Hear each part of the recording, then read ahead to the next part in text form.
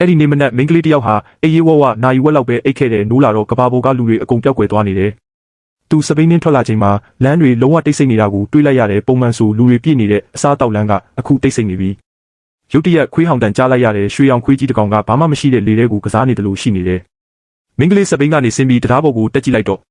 အဝေးကြည့်လို့ရတဲ့အထိလမ်းကြီးပေါ်မှာကားတွေရပ်ထားလို့တတိပေးမိတွေလင်းနေတဲ့လူတယောက်မှမရှိ။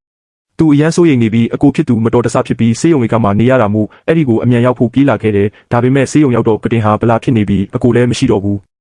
စိတ်ပျက်စရာကောင်းလွန်းတဲ့အခြေအနေကဘာကြီးပျက်စီးသွားတယ်လို့ခံစားရတယ်သူစူပါမားကတ်ထဲဝင်ကြည့်လိုက်တယ်လူတယောက်မှမရှိရေခဲတောက်ဖြော်ရီတစ်လုံးကောက်တောက်ပြီးကျန်းပြင်ပေါ်ထိုင်ချလိုက်တယ်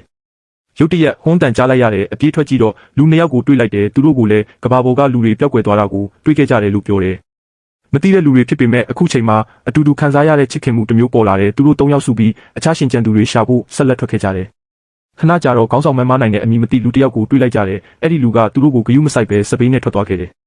နောက်ဆုံးသူတို့အဆောက်အုံကြီးတစ်ခုထဲရောက်လာတဲ့အထက်ပေါ်မှာ help ဆိုတဲ့စာသားကြီးရေးထားတာကိုတွေ့တယ်အဆောက်အုံထဲဝင်လိုက်တော့ကင်မရာကနေစက်တန်နဲ့လက်နက်ချပါလို့ပြောလာတယ်တကားဖွင့်လာတော့ခက်ချောချောလူငယ်တစ်ယောက်ထွက်လာတယ်သူကလည်းရှင်ကျန်သူတွေရှာနေတာဖြစ်တယ်သူတို့ကိုမြေအောက်ကကိုတောင်ကြီးစီခေါ်သွားတယ်အဲ့ဒီမှာဈေးကြီးကားတွေအများကြီးရှိနေတယ်သူတို့အားလုံးအားကောင်းတဲ့ကားတွေနင်းပြီးလူလုံးမျိုးတွေမောင်းထွက်ကြတယ်အတန်ကြီးနဲ့လူတွေခေါ်နေကြတယ်ဒါပေမဲ့ရာချီမိုင်ပေါင်းများစွာရှာခဲ့ပေမဲ့တယောက်မှမတွေ့ခဲ့ရသေးဘူး